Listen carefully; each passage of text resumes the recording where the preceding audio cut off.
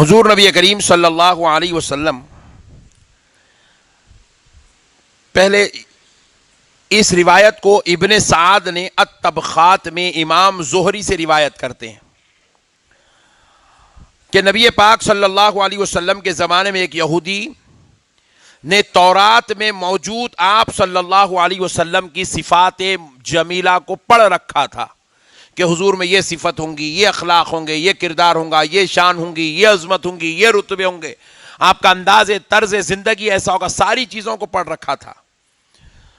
تو اس نے بغور جائزہ لیا جتنی صفات و کمالات اس نے توریت میں پڑھی تھی، آقا علیہ الصلوۃ والسلام کی ذات اقدس میں وہ ساری صفات و کمالات کو پایا، اور اس نے ایک اور صفت پڑھ رکھی تھی۔ وہ چاہتا تھا کہ میں نبی کریم صلی اللہ علیہ وسلم کی اس صفت جمیلہ کا مشاہدہ کروں، تو اس نے دیکھا کہ یہ صفت مجھے دیکھنا ہے، حضور کی یہ شان دیکھنا ہے، تو مجھے خود اس سے کچھ معاملے داری حضور کے ساتھ کرنی پڑے گی۔ کیا صفت تھی؟ حلم، بردباری اور صبر والی صفت، کہ کوئی آپ پر ظلم کر دے، آپ پلٹا کے اس پر ظلم نہیں کرتے، کوئی آپ پر دشمنی کس دے، آپ پلٹ کر اس سے دشمنی نہیں کرتے، کوئی آپ کو ستائے، تکلیف دے، بدلے میں آپ اس کو نہیں ستاتے، بدلے میں آپ اس کو تکلیف نہیں دیتے۔ حضور کی اس صفت عالی شان کو اس نے توریت میں پڑھا تھا، تو پھر اس نے چاہا کہ میں حضور کی یہ صفت خود اپنی آنکھوں سے دیکھ لوں، تو اس نے حضور نبی کریم صلی اللہ علیہ وسلم کو 30 دینار ادھار قرض کے طور پر آقا علیہ السلام کو دیے، اور مدت بھی مقرر کر دی کہ فلاں وقت تک آپ مجھے یہ 30 دینار واپس کر دیں۔ تو نبی پاک صلی اللہ علیہ وسلم نے اس یہودی سے قرض لیا، اور آقا علیہ الصلوۃ والسلام نے اس کے قرض کی مدت کو بھی قبول کیا۔ ابھی قرض کی مدت مقرر مدت مکمل نہیں ہوئی، اس سے ایک دن قبل ہی وہ شخص حضور صلی اللہ علیہ وسلم کے دربار میں آ گیا، وہ یہودی۔ حضور اپنے پیارے پیارے اصحاب اکرام کے ساتھ بیٹھے ہوئے، سارے صحابہ حضور کے دربار میں بیٹھے ہوئے، اور تاجدار کائنات صلی اللہ علیہ وسلم سے اس نے بڑے سخت لہجے میں بات کی، اور آقا علیہ الصلوۃ والسلام سے کہا، اے محمد صلی اللہ علیہ وسلم، میرا قرض ادا کر دیجئے، کیونکہ آپ اولاد عبد المطلب قرض ادا کرنے میں بڑے ٹال مٹول کرتے ہیں۔ نعوذ باللہ من ذالک، استغفر اللہ۔ حضور کو ان کے دادا کی طرف منسوب کرتے ہوئے ان کی اولاد ٹال مٹول کرتی ہے کہا، یعنی کہ یہ شخص اس لیے یہ سخت جملے، یہ بد کلامی، یہ بدتمیزی کر رہا تھا تاکہ میں دیکھوں کہ اس سخت کلام کے بدلے میں حضور کے صبر کا عالم کیا ہوتا ہے۔ حضور کے صحابہ بیٹھے ہوئے اور وقت سے پہلے قرض مانگ رہا ہے، دیکھتا ہوں کہ میری اس ادا پر ان کا جو ہے طرز عمل کیا ہوتا ہے، ان کا فیڈ بیک کیا ہوتا ہے، یہ مجھے جھڑکیاں دے کے باہر نکالتے ہیں یا میری اس بدتمیزی پر صبر و تحمل کا، اخلاق کا مظاہرہ کرتے ہیں۔ اب ذرا غور کریں، یہاں پر ایک جملہ آپ سے عرض کرتا ہوں، بھائی حضور کی بدتمیزی ہو رہی ہے، کس کی؟ زور سے بولو، اور ذرا زور سے۔ حضور کے ساتھ بد سلوکی ہو رہی ہے، حضور کے ساتھ بد اخلاقی ہو رہی ہے۔ ساری کائنات کا آقا، نبیوں کا سردار، اللہ کا حبیب، امام الانبیاء، سید المرسلین، مالک جنت، مختار کائنات، ایک یہودی کی بدتمیزی پر صبر کر رہا ہے، تو کیا ہم لوگ اپنے بیوی، بچے، ماں باپ، بھائی بہن، دوست، احباب، خاندان، قبیلہ، پڑوسیوں، رشتہ داروں کی بدتمیزی پہ صبر نہیں کر سکتے؟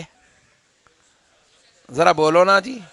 ارے وہ تو سارے نبیوں کا سردار ہے، ہم تو گناہگاروں کے امام ہیں، ہم سے بڑا گنہگار کوئی نہیں ہے دنیا کے اندر۔ ہم گناہگار بدکار ہو کر ہم صبر کر لیں تو اس میں کیا تعجب کی بات ہے میرے بھائی؟ صبر کرنا چاہیے میرے بھائی۔ صبر کی دولت انسان کو اللہ کا مقرب بنا دیتی ہے. تو پھر ہوا کیا؟ وہ عشق کے سمندر اپنے سینوں میں موجزن کر کے صحابہ بیٹھے ہوئے ہیں، دیدار مصطفیٰ سے فیض یاب ہو رہے تھے، صحبت مصطفیٰ سے سرفراز ہو رہے تھے، رحمت و انوار کی، انعام و فضل کی بارشیں وہاں امنڈ امنڈ کر آ رہی تھی. ایسے ماحول میں سارے صحابہ اشکبار ہوئے اس یہودی کے یہ جملے کو سن کر، مگر سرکار عمر ابن خطاب کو رہا نہ گیا. سرکار عمر ابن خطاب اٹھ کر کھڑے ہوئے اور اس یہودی سے کہنے لگے، اے یہودی خبیث، کہنے لگے اے خبیث یہودی، اے خبیث یہودی کہنے لگے. دیکھو خبیث کا لفظ ہم لوگ بھی استعمال کرتے ہیں، آج جمعہ میں بھی ہم نے بولا ابلیس کا پترا. یہ ایسے سخت ترین جملے استعمال کرنا یہ صحابہ کی سنت ہے.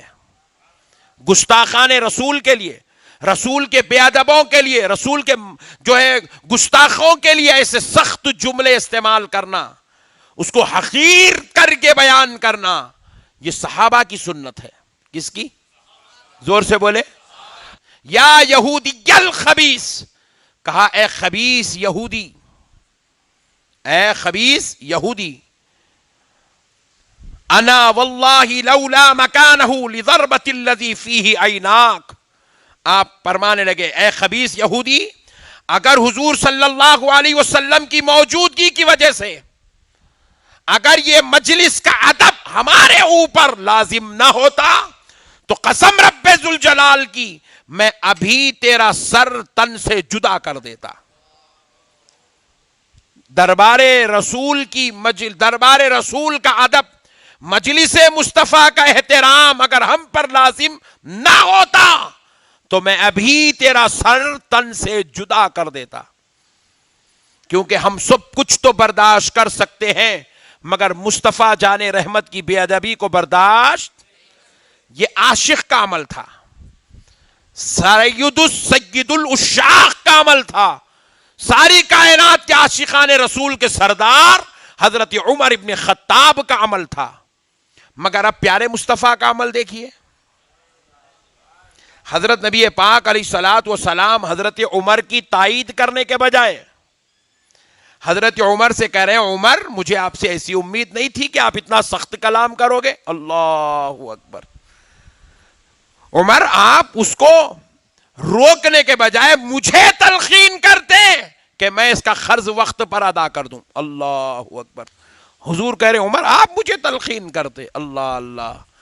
نبی پاک صلی اللہ علیہ وسلم کا یہ کردار، یہ شان، یہ انداز، یہ صبر، اتنا سخت ترین بدتمیزی والے کلمات سننے کے بعد حضور کے جب یہ جملے اور حضرت عمر کو خاموش بٹھانے والا عمل دیکھا تو یہودی اسی مجلس میں چلا اٹھا، اشہد ان لا الہ الا اللہ وحدہ لا شریک لہ واشہد ان محمدا عبدہ ورسولہ.